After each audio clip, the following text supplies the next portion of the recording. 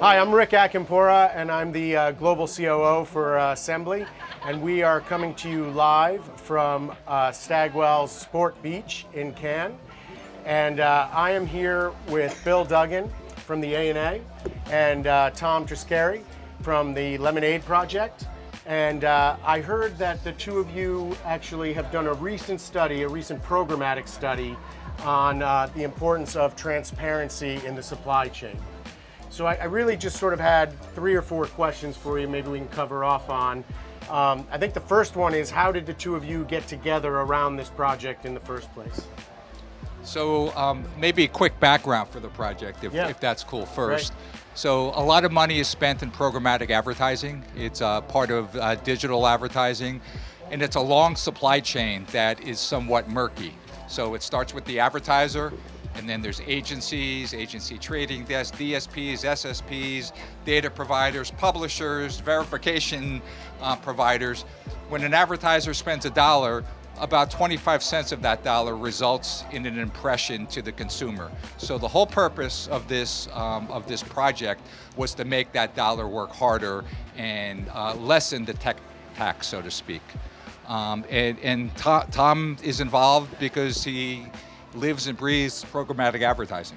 Yeah, I've been around programmatic since my Yahoo days when I ran a big team at Barcelona. Yahoo had just bought Right Media in 2007 for $680 million. That was Brian O'Kelly's first company, and then he went on to form AppNexus. Now he's doing sustainability things with a company called Scope 3, which is part and parcel to some of the things that we looked at in the study, because all of this data in programmatic does create a lot of big, giant carbon footprint, and if you're doing all of that, at least result in some ads to consumers.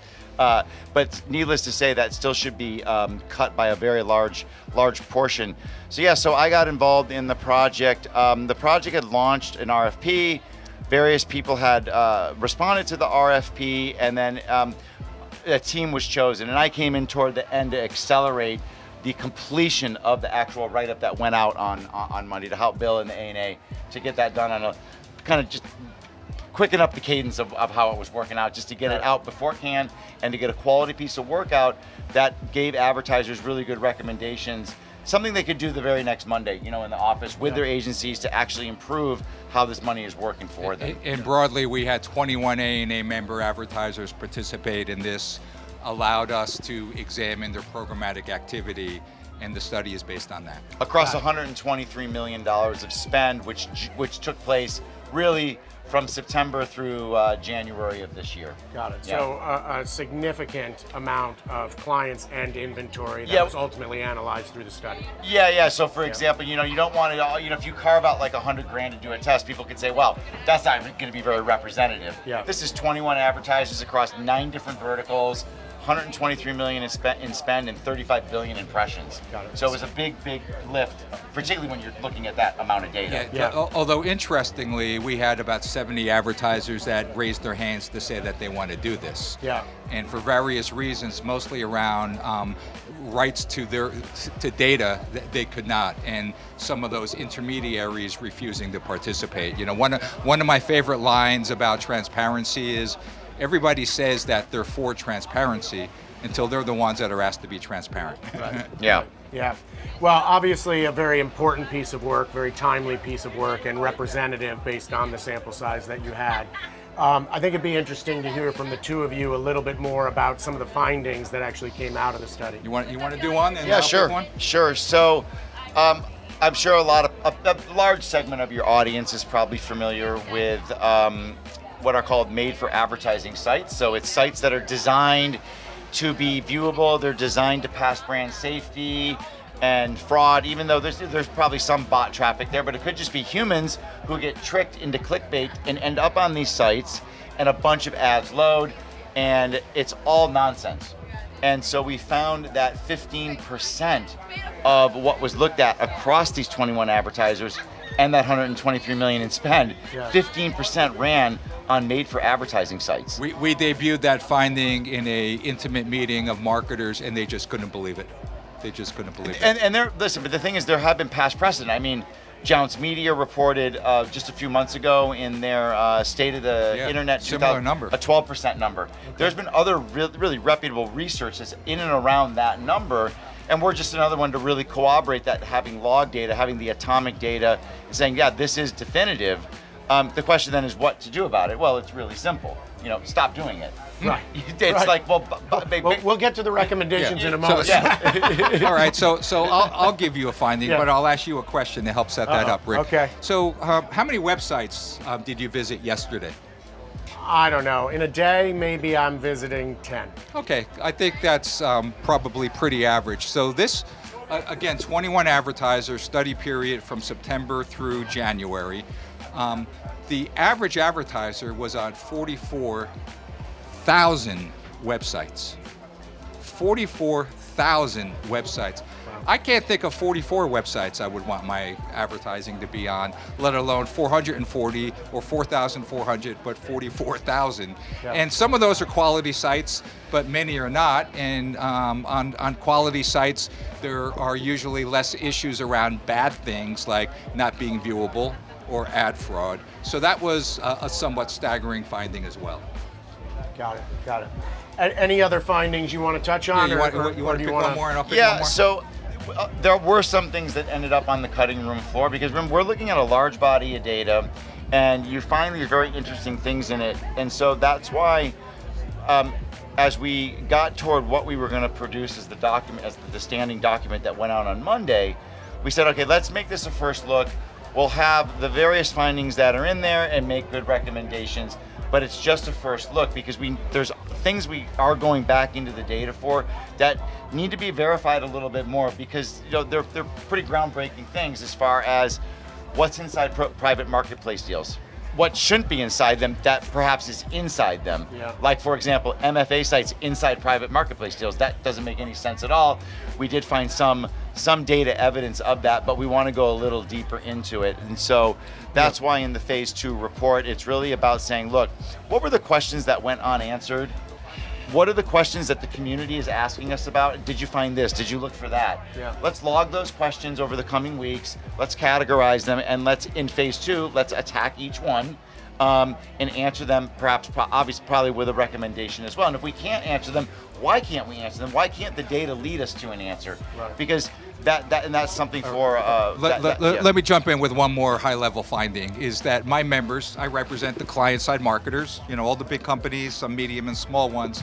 A lot of this is their responsibility. That they don't lean in to better understand programmatic media. Yeah.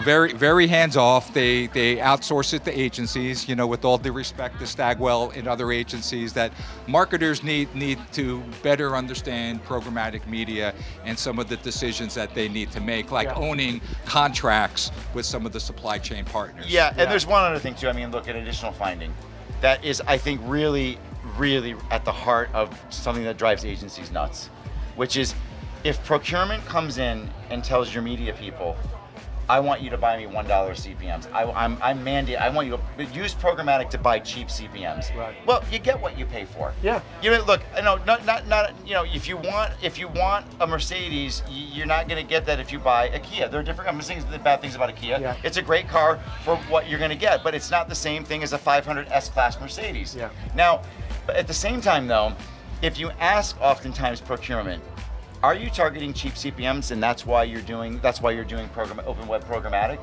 They'll often say, no, we're not doing that.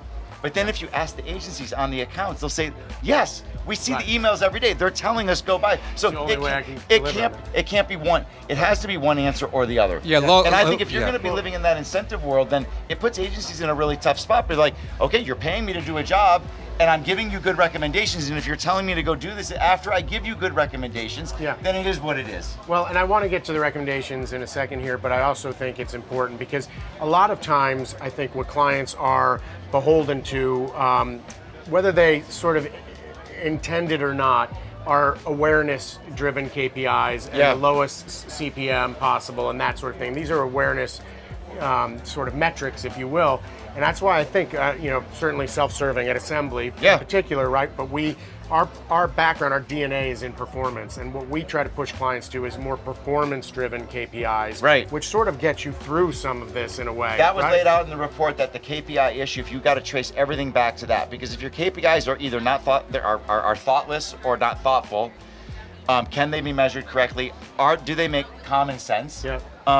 And just because, look, there is, I mean, you tell me, I mean, there's the branding world, and then there's the DR kind of performance world, but there's a thing in the middle, like kind of like brand response, that you can turn it into a performance thing if your KPIs are actually rational and good, and if you're willing to be honest about what you're getting back, so you can optimize against it. There's a reason Assembly is part of the Brand Performance Network. Yeah, exactly. Right? But a key finding is you get what you pay for, and the line that we use is advertisers are chasing cheap CPMs. Yeah. That should not be your goal. Yeah. You know, you shouldn't be judged as to how cheap you buy the stuff, but how well the stuff performs for you. Exactly. So maybe let's sort of finish up with one recommendation from each of you that came out of this that advertisers can and marketers can use. Well, know about the made for advertising websites. Again, I was surprised when I set that up in a meeting of 20 media people. I said, I'm going to tell you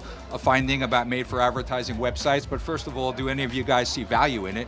And I got no verbal responses, but facial responses, like people drank sour milk, and clearly no. So then how could it be that 21% of impressions are made for advertising? And there was a range to that. I'm forgetting exactly what it was among the 21 advertisers. Yeah. From single digits to like over 50%.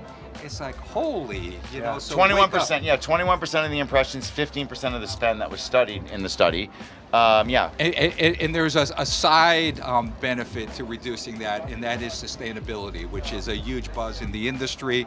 The made for advertising websites, there was a metric that said that they eat up 26% more, or deliver more carbon emissions. So you clean up your media plan, and it's good for the environment too. So that's one for me. Got it. Yeah, and there was plenty of recommendations in there. I think some would rank higher than others. If you want to understand the world and you think about like which was mentioned in the study, really the core sort of element in the home-based message is around information asymmetry. So information asymmetry is when a seller has all the information about the quality of the thing being sold, and the buyer has none, and therefore it makes it very difficult for a buyer to price it, particularly in an auction, but in anything, even used cars. That's where it came from. There's a famous paper written in 1970. I think it's the most cited paper in all of economics. It was written by George Akerlof. His wife is Janet Yellen. She's Secretary of the Treasury. Anyway, so what do you do in that situation as a buyer?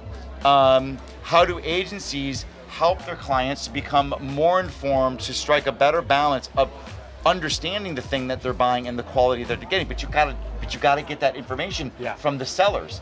And so log data, I think, does play a key role in that, in the programmatic world, like getting your logs from DSPs, SSPs, and content verification, stitching it all together, putting it in a dashboard.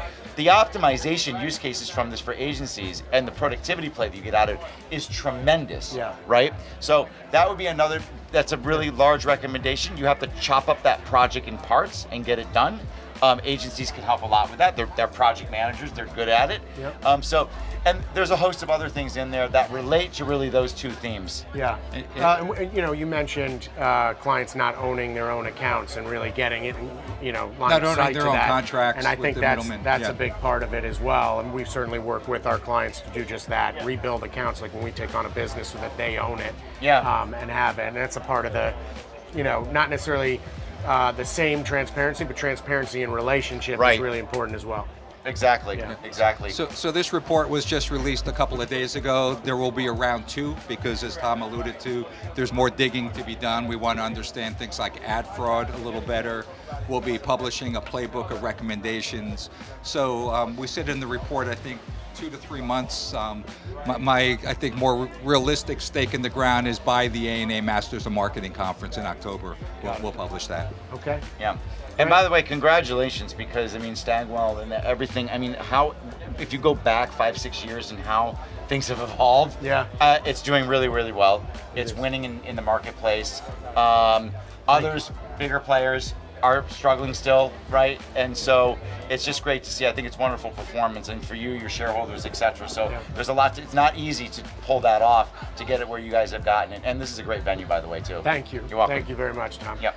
Alrighty, I think that is a wrap from Thank you, Stagwell Sport Beach. Thank you so much, Bill. Thank you, Tom. Appreciate Pleasure. it. Yeah, absolutely.